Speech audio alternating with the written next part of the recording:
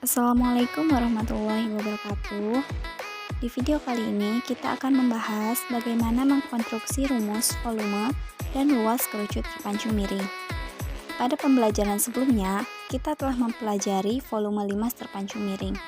Lalu, apakah bisa mengkonstruksi rumus volume kerucut terpancung miring berdasarkan generalisasi dari rumus volume limas terpancung miring? Seperti yang telah dipelajari sebelumnya, limas merupakan salah satu bidang banyak, di mana salah satu bidang batasnya berbentuk segi banyak, dan bidang batas yang lain berupa segitiga-segitiga yang alasnya masing-masing merupakan segitiga segi banyak, dan puncak segitiga tersebut berimpit di suatu titik. Adapun jenis-jenis dari limas yaitu, yang pertama, limas yang alasnya berbentuk segitiga dinamakan limas segitiga.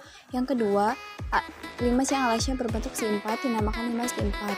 Yang ketiga, limas yang alasnya berbentuk segi lima dinamakan limas segi lima. Dan yang keempat, limas yang alasnya berbentuk lingkaran dinamakan kerucut. Berdasarkan definisi tersebut, maka rumus volume kerucut terpancung miring dapat digeneralisasikan menggunakan rumus volume limas terpancung. Seperti yang telah dipelajari sebelumnya, rumus dari volume limas terpancung miring bagian bawah itu 1/3 ditambah T1 kali T2 dibagi 2 ditambah S1 dikuadratkan, dan volume limas bagian atasnya itu 1/3 T dikali S2 dikuadratkan ditambah S1 dikali S2.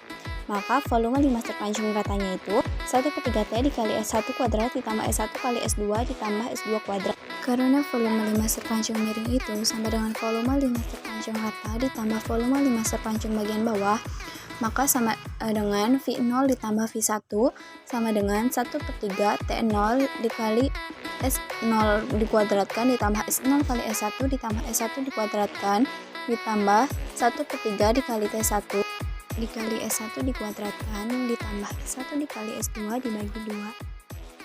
Jika alas limas sebelumnya berbentuk persegi sehingga luas alasnya itu S dikuadratkan, maka untuk kerucut yang alasnya berbentuk lingkaran, luas alasnya itu sama dengan VR dikuadratkan. Jika sebuah kerucut dipancung, kemudian dipancung kembali akan tampak seperti gambar di sebelah kiri. Dan apabila bangunan di sebelah kiri tersebut dipisahkan, akan tampak kerucut terpancung miring bagian atas dan bagian bawah seperti gambar yang berada di tengah. Sedangkan gambar yang sebelah kiri itu merupakan gambar dari kerucut terpancung miring yang merupakan gabungan dari kerucut terpancung datar dengan kerucut terpancung bagian bawah. Selanjutnya, untuk mengetahui volume kerucut terpancung miring, maka kita tinggal mengkonstruksikan volume limas terpancung sebelumnya dengan kerucut terpancung miring. Maka akan didapat volume kerucut terpancung bagian dasarnya itu sama dengan V/3 dikali T0 dikali R0 dikuadratkan ditambah R0 dikali R1 ditambah R1 dikuadratkan. Dan volume kerucut terpancung miring bagian bawahnya itu sama dengan V/3 dikali T1 dikali R1 dikuadratkan ditambah R1 dikali R2 dibagi 2.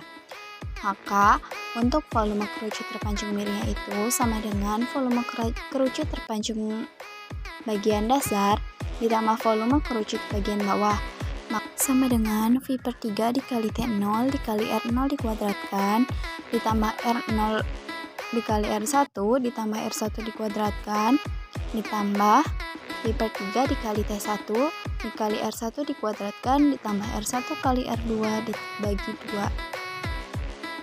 Untuk mengetahui jaring-jaring dari kerucut terpancung miring, kita harus membukanya terlebih dahulu. Jika kerucut terpancung miring tersebut dibuka, maka akan didapat sebuah lingkaran, satu elips, dan selimut kerucut terpancung. Maka untuk luas kerucut terpancung miring itu sama dengan luas alas ditambah luas tutup ditambah luas limut sama dengan luas lingkaran ditambah luas limut kerucut ditambah luas elips dari kerucut terpancung miring tersebut. Sekian yang dapat saya sampaikan, kurang lebihnya mohon maaf. Wabillahi taufiq wal hidayah. Wassalamualaikum warahmatullahi wabarakatuh.